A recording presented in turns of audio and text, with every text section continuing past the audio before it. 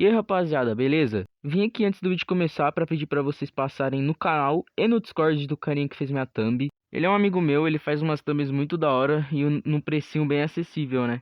Eu ia pedir pra vocês passarem lá, esse aqui é o Discord dele, e ele também pediu pra passar no YouTube dele. E é isso, rapaziada, bora pro vídeo. Está precisando dar um up no seu canal?